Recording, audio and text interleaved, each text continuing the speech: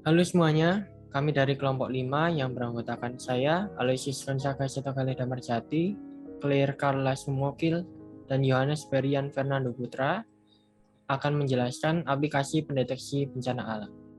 Baik, mari kita langsung saja untuk membahas beberapa aplikasi yang tersedia mengenai aplikasi pendeteksi bencana alam.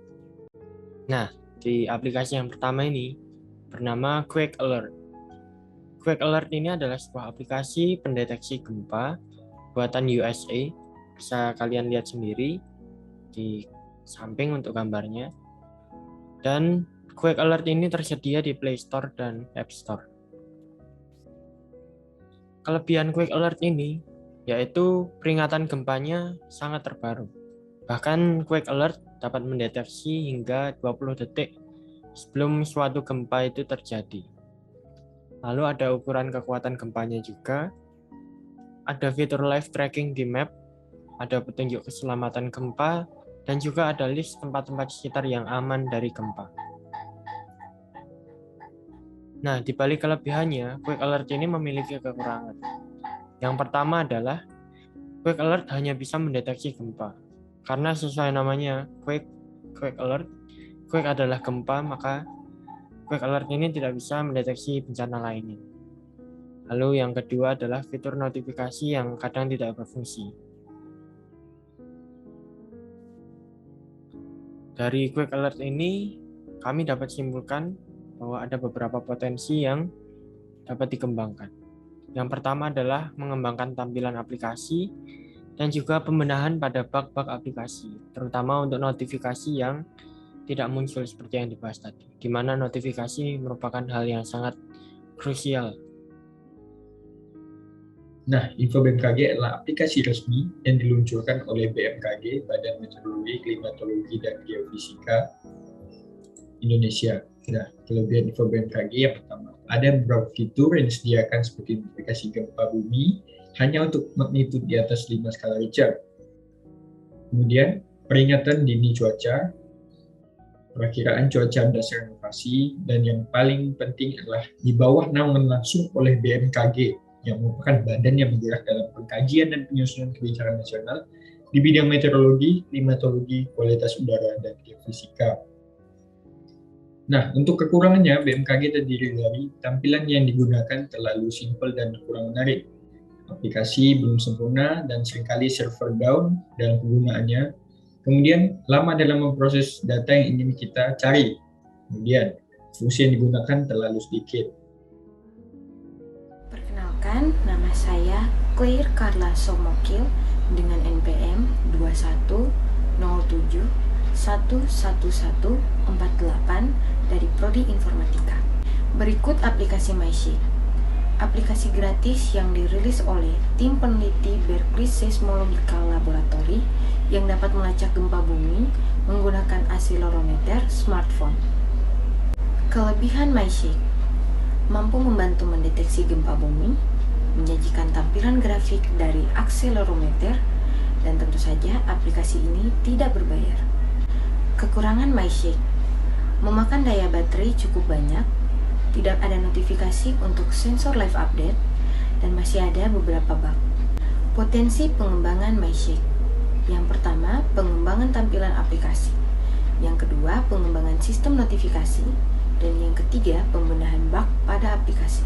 Secara garis besar, aplikasi ini adalah sebuah inovasi yang sangat berguna, tidak hanya untuk keperluan riset mengenai gempa bumi, namun juga untuk orang banyak.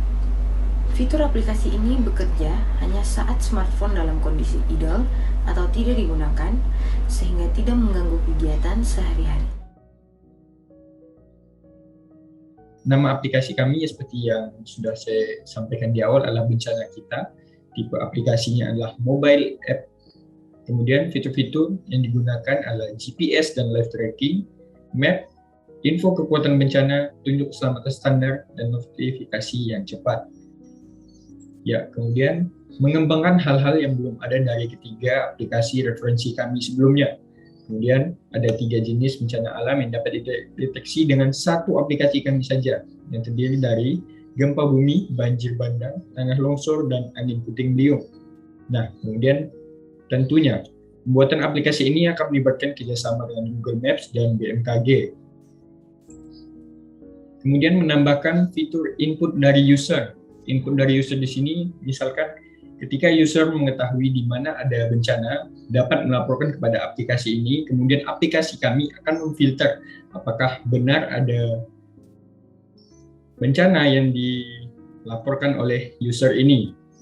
Kemudian input user adalah fasilitas yang memungkinkan user dapat memberikan informasi, ya seperti saya sampaikan sebelumnya, seputar bencana dengan bukti dan pengecekan, serta penyaringan informasi yang sangat hati-hati sehingga tidak dapat informasi hoax dari aplikasi kami.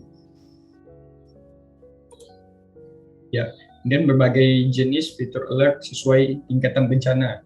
Untuk bencana gempa dibagi menjadi 3 alert atau notifikasi peringatan. Yang pertama, gempa 4 sampai 4,9 skala Richter akan bernotif bel 1 kali. Kemudian gempa 5 sampai 5,9 skala Richter akan bernotif bel 2 kali. Dan untuk gempa kuat, gempa yang berskala 6 skala Richter ke atas akan bernotif bel 3 kali dengan getar di perangkat Anda.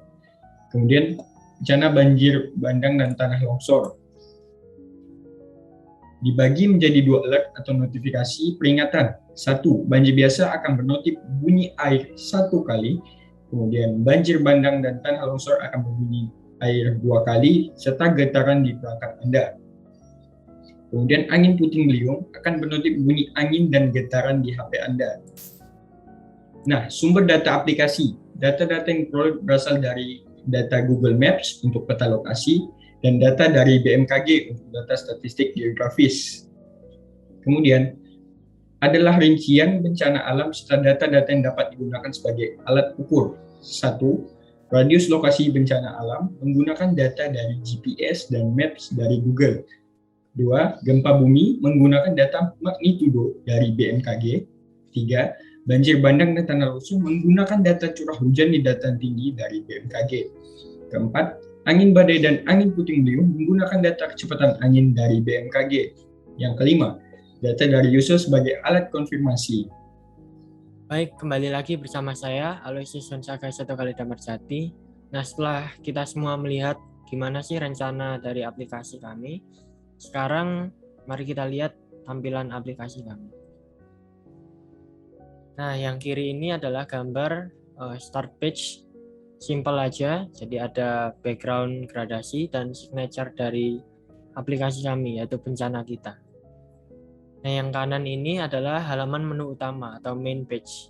Bisa Anda lihat sendiri, ada menu cari lokasi, ada menu samping, ada pilihan kategori bencana, dan yang terpampang jelas adalah maps, peta lokasi, ada menu laporkan bencana, dan menu baca berita.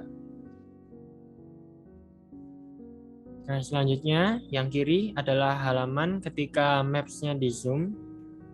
Jadi bisa kita lihat ada area lokasi terjadinya bencana berupa radius itu, ada kekuatan bencananya juga dan kedalaman gempa. Menunya masih sama. Nah, yang kanan ini merupakan menu samping ketika dipencet side menu. Ada 3 menu tambahan yaitu keselamatan, bantuan, dan pengaturan. Selanjutnya, mari kita bahas mengenai bagan alur jalannya sistem dan aplikasi. Di sini kami membuat 2, yaitu bagan sistem dan bagan aplikasi. Nah, apa bedanya? Bagan sistem ini untuk sistem yang selalu bekerja, meskipun aplikasi sedang tidak dijalankan ataupun sedang dijalankan. Nah, kalau yang aplikasi ini, bagannya hanya bekerja ketika aplikasi digunakan. Baik, langsung kita mulai saja untuk sistem flowchart. Nah, pertama kali sistem ini akan mengambil data dari server Google Maps, lalu membaca lokasi user disimbolkan dengan X, lalu terhubung dengan server BMKG.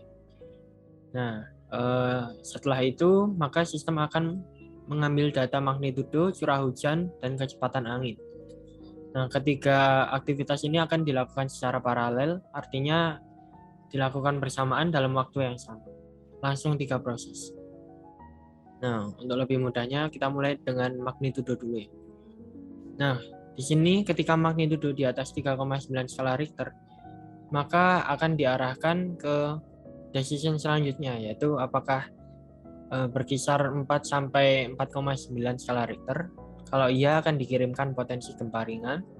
Kalau lebih besar dari itu alias 5 sampai 5,9 akan dikirimkan potensi gempa sedang. Dan kalau lebih besar dari 5,9 alias 6 ke atas akan diberi alert potensi gempa kuat. Nah, semuanya akan masuk ke bawah ini, yaitu apakah ada perubahan data dalam 30 sekon. Nah, pada dasarnya data pengukuran itu akan berubah, apalagi di server BMKG, tiap detiknya pasti berubah. Maka dia akan kembali looping untuk membaca magnitudo. Nah, lanjut untuk yang curah hujan, prinsipnya sama, menanyakan dulu apakah H-nya di atas 300 mm. Kalau iya, menuju bawah, kalau tidak langsung ke bawah situ ya. Nah, ditanyakan lagi apakah X itu dataran tinggi.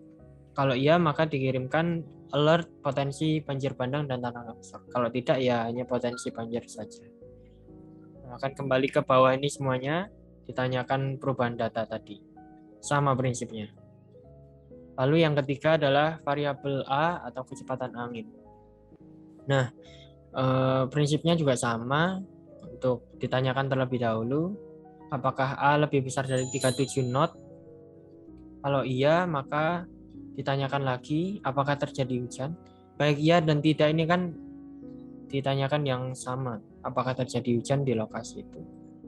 Kalau iya, maka akan dikirimkan potensi hujan dan hujan badai dan angin puting beliung. Kalau enggak, maka dikirimkan potensi angin puting beliung. Nah, yang di bawahnya lagi akan dikirimkan potensi hujan angin. Kalau tidak, artinya ketika A tidak lebih besar dari 37 knot dan juga tidak terjadi hujan, maka dia akan masuk ke opsi no, langsung turun ke bawah. Nah, endingnya juga sama, ditanyakan perubahan data. Nah, ketika tidak ada perubahan data dalam 30 sekon, semuanya ini akan masuk ke N, alias sistemnya berhenti. Baik, selanjutnya adalah app flowchart atau flowchart untuk aplikasi. Nah, seperti yang kita lihat di desain mockup tadi ya, sesuai itu, aplikasi ketika dijalankan akan ada tampilan start page, lalu menuju tampilan menu utama. Nah, di sini adalah menu yang tadi saya juga sudah jelaskan, ada 5 menu. Menu samping kiri, menu baca berita, menu laporkan bencana, lalu ada menu search by location, ada menu pilih kategori bencana. Mulai dari menu samping kiri dulu, yang paling kiri. Nah, ada 3 menu lagi di sana, ada keselamatan, bantuan, dan pengaturan. Masing-masing ini akan menampilkan sesuai dengan menunya. Lalu akan ke bawah untuk ditanyakan apakah selesai. Kalau iya, maka bisa berhenti. Kalau tidak, akan kembali ke menu utama. Lalu masuk ke menu baca berita. Ini akan langsung terhubung ke server Google News, di mana user dapat mengakses berita-berita terbaru mengenai bencana. Lalu menu ketiga, laporkan bencana. Ini user bisa menginput lokasi kejadian bencananya dulu, lalu input kejadian apa yang terjadi di sana, dan mengirimnya kepada cloud storage bencana kita. Jadi di sini akan kami teliti lebih lanjut apakah benar atau tidak. Lalu bisa juga selesai. Menu yang keempat adalah search by location, di mana user akan menginput lokasi, simbolkan X, lalu langsung masuk ke database sistem kita, bencana kita yang tadi sebelumnya. Sistem bencana kita itu adalah flowchart yang sebelumnya ini. Nah, di sana akan memilih kategorinya bencana gempa atau bencana tanah longsor atau bencana puting beliung. Lalu untuk menu kelima sama, tapi langsung dari kategori bencananya, langsung terhubung lagi ke flowchart yang tadi, ke sistem bencana kita. Lalu memilih kategori bencana di sini. Nah, semuanya akan turun ke decision selesai. Kalau pengguna sudah memutuskan bahwa sudah cukup menggunakan aplikasi, maka langsung end. Kalau tidak akan kembali ke menu utama. Baik, demikianlah presentasi kami mengenai aplikasi pendeteksi bencana alam dan juga presentasi mengenai aplikasi yang kami buat, yaitu Bencana Kita. Terima kasih atas waktu dan perhatian Anda semuanya. Mohon maaf bila ada salah kata dan salah pengucapan. Sekian, terima kasih.